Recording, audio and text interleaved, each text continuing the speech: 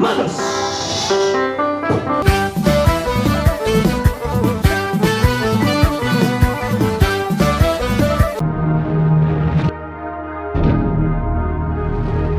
Harga keessa wal qabaa kan jira nama simbiraatiin Waaqayyo gatii sirraa baasa hadaani. Ameen ameen. Sagalee kana nan dubbisa. Inni immoo ganda dhaqee olloota kee hundumaa biraa qodaa duwwaa muraasa utuu baay'ee si ergifadhu. Kana booddee deebiitii ilmaan kee wajjin manatti ol gal. Balbala cufadhuutii dhabicha ejersaa sana qoricha hundumaatti naqi. Yommuu inni guutu immoo jalaa fuudhee kaa'e jedhe.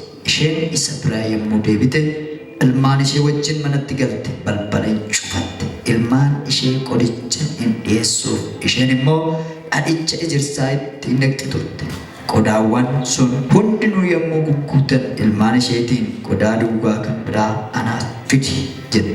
Ani immoo qodaa kan biraa duwwaa hin hafne jedheen yommus dhadhichi ejersaa sun yaa'uu hin dhiise. Isheen kanarratti dhaqxee nama Waaqayyoo sanatti himte. Inni immoo dhaqiitii dhadhicha ejersaa gurguri liqii kee baafadhu. Isarraa hafee immoo ati ilmaan kee jiraachuu hin dandeessu jedhe. Ameen. Haleluuyaa. Macaafa Moototaa lammaffaa boqonnaa 4 yeroo Waaqayyo raajii Elsaadhaan dinqii hojjetu haadha hiyyeessaa tokko biraa Waaqayyo dhaabbatu laala. Macaafa Moototaa lammaffaa boqonnaa 4 lakkoofsa tokko qabtanii yeroo dubbifattan gaaf tokko dubartii hiyyeessa tokko ilaalu. Dubartiin kun abbaa manaa qabdi turte.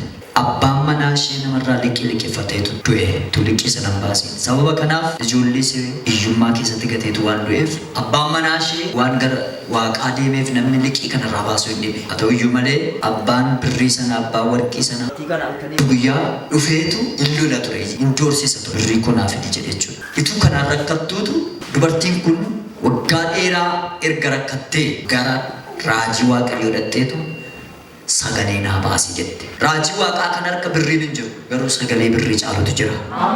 Elsaan mandaricha keessatti wangeela yeroo lallabu waa'ee Waaqayyoo yeroo dubbatu dinqiidhaaf maraakiliidhaan jettee biyya ture. Dinqiif maraakileen harka isaa keessa jira ture. Wanti inni dubbatu lafa du'ennaan hin du'a, ka'ennaan hin ka'a, jiraadhonnaan hin jiraata. Elsaa duukaa afur hojii hojjetutu jira. Ayyaana Kiristoosidha. Raajota Waaqayyoo duukaa wanta hidhaa hiikutu jira, wanta hidhutu jira. Raajoti Waaqayyoo humna qabu. Raajonni Waaqayyoo humna qabu. Duwwaa irratti guutuudhaaf sulxaana qabu. Wanti isaan dhibu hin jiru. Namni sagaleetti amanu yoo jiraate wanti ta'een beeku mana isaa irratti isa irratti ta'uu jalqaba. Ameen ameen ameen. Dubartiin kun gara nama Waaqayyoo gaafa dhatte akka jette yaa nama Waaqayyoo abbaan manaa koo gatiitu nurraan baasin akka birrii liqeeffateetti narraa du'eera. Abbaan birrichaa immoo garuu dhufee ijoollee kee fudhadhee garboomfadha jedhe. Ani waan birrii kanfaluuf hin qabu. Birricha yoo naa kanfaluudhaa baatte, liqii kana yoo baasuudhaa baatte nan garboomfadha. Ijoollee kee naaf hojjetu, ijoollee kee naa kenni jedhan. Ani gara itti goruu wallaale maallaa wayya fala naaf aneetti. Haleluuyaa. Haleluuyaa. Haleluuyaa. Falli jira dhaabeen tokko. Falli jira dhaabeen tokko. Ati tokko namni Waaqayyoon bira gaafa dhaqu waan gaarii akka argatu yoo abdate, yoo amanate Waaqayyo wanta inni yaade fiixaan baasaaf. Waaqayyo namoota isaa wajjin hojjeta. Waaqayyo seexanaa wajjin miti kan inni hojjetu. Waaqayyo mukaa miti kan inni hojjetu. Horiidhaan miti Waaqayyo kan inni hojjetu. Ijoollee isaa wajjin hojjeta.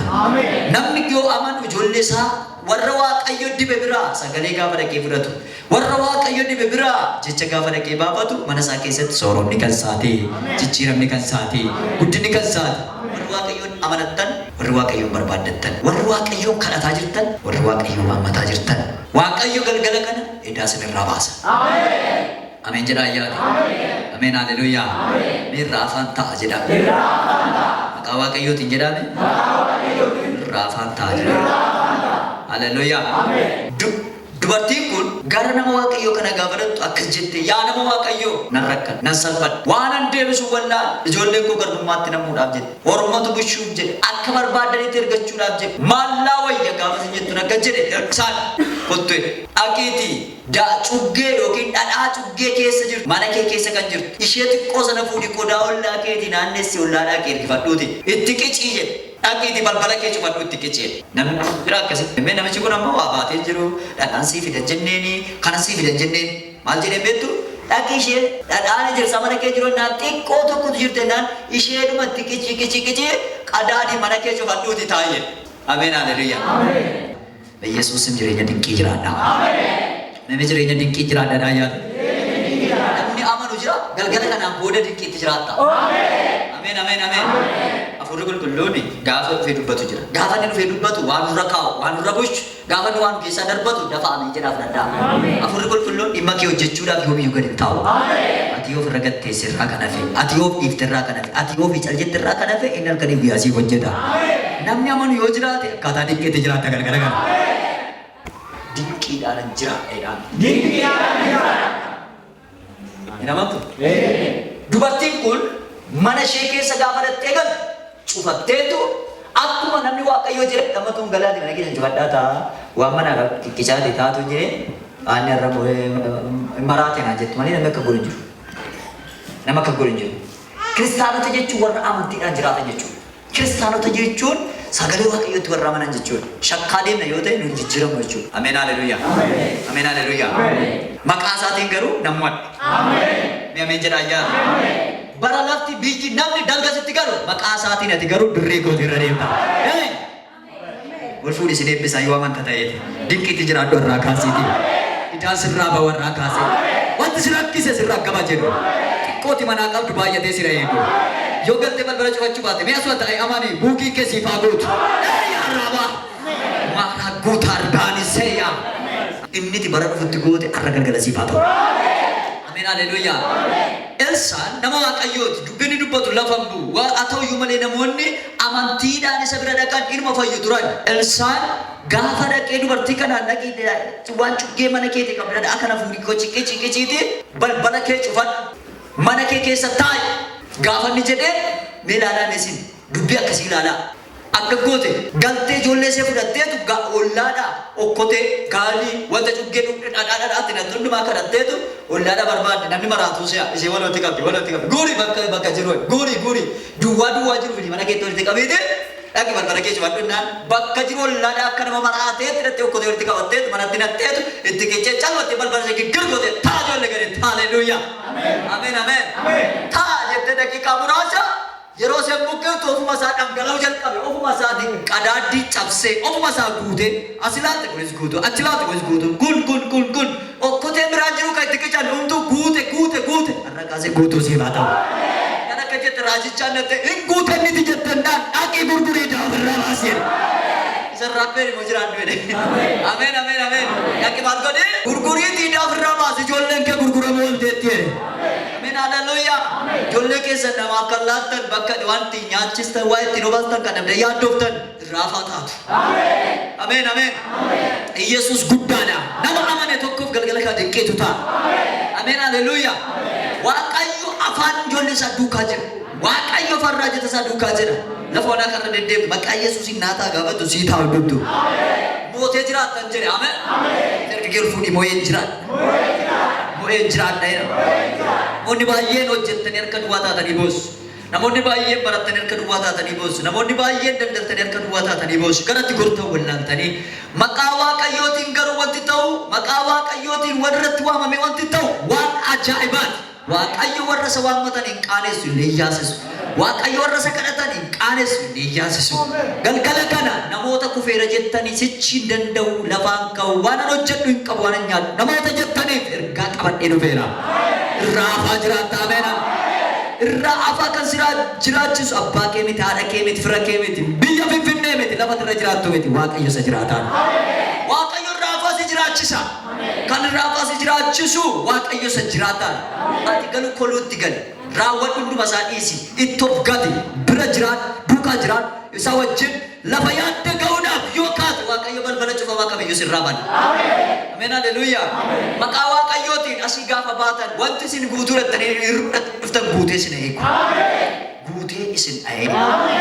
Namoota baay'eetu namooti baay'ee waaqayyotti hirkattanii illee yaatan. Waaqayyo nuuf abbaadha, waaqayyo nuuf gargaaraadha, waaqayyo nuuf jireenya. Dhimma keessaniif hin boo'inaa. Hafuurri qulqulluun namoota baay'ee gargaara. Warra isatti amananiif hafuurri qulqulluun karaadha. Ameen haleluuyaa. Wanti isin cannaqu hin jiraatu. Kan isin cannaqu jiraate Kiristoosii wajjin tokkummaa uumuuf yeroo hundumaa yaadu. Ameen ameen. Waa'ee bultanii kaatanii bormaan hin hojjedha, bormaan hin nyaadha, maal hin uffadha yaaddeeyinaadha macaan. Luqaas 12:24 irraa isin simbirroota irra hin caaltu jedha. Isaaniyyuudha. Uffata qabanii garuudha. Uffata namni dhisiisuuf hin jirudha. Uffanni isaanii garuu hin xuraa'u. Kan uumeef eenyu waaqayyoodha. Daraara bakkee ilaalaadha. Baay'ee bareeduudha. Isa caalaa baay'ee bareedduudha. Ameen haleluuyaa. Mixii ilaalaadha. Waan ganna nyaattu bona kuusattiin isheef yoogummaa kennameedha. Isin immoo mixii irra caaltuudha. Kanaaf guyyaa borii yaaddeeyinaadha. Guyyaan borii mataa isaa danda'aadha. Amma arree of danda'eeramti. Amma arra gara manamni waan barbaadan hojjedha. Waan barbaadan naqaatee hojjedha. Waan arra sin gatta itti nutti geessan. Harumatu fide kan. Waan arra fide. Guyyaan borii immoo wanta fidu immoo isatu beeka. Bor jedhame. Waaqayyo jedha. Guyyaa boriitti naa dubbatedha. Guyyaan boriidha. Idaa kunaa kaffalti. Mana natti ijaarti. Nageeddarti. Bor jedhame. Kaasaa naa kaffaltiidha. Guyyaan boriidha manii. Kaasaa naa kaffaltiidha. Baaleta kaaba kibbaasii fagadheeffama. Guyyaa borii irratti ni baratee irraa ture. Hello siina jedhama. Namoota si barbaada bar. Bar jedhame. Narraa darbee narraa. Bar eebbatu gara kee dhufaa jira. Bar nagaatu gara kee dhufaa. Bar du'ameti salphidhameti eebbatu sitti fiigaa jira. Nana jaja buukii kee irratti akkaawuntii kee irratti raataa gootsaa bahaa ta'u. Moobaayilii kee wanta gaarii dhaga'i. Bar jedhaa yaade. Of dandeesseedha. Na gargaarti jedha. Guyyaa borii keessa jedha. Waaqayyotu naa gale jedha. Bor kamisa waaqayyo guyyaa borii keessa siqdeera. Waa'ee keef ajaji ba'eera. Nana malee nan dubbanne bor bifa geeddaramaadha. Maqaa geeddaramaadha. Barcuma geeddaramaadha. Birrii geeddaramaadha. Doolaara geeddaramaadha. Balbala geeddaramaadha. Bor sirratti haa dhufu. Nama haasee. Ameen ameen ameen. Ameen ameen ameen. Bor iji kee amanam. Bor gurri kee amanam. Sammuu kee amanam. Bor elaa mataa jawweeru. Irratti dibanni siifa dabalam.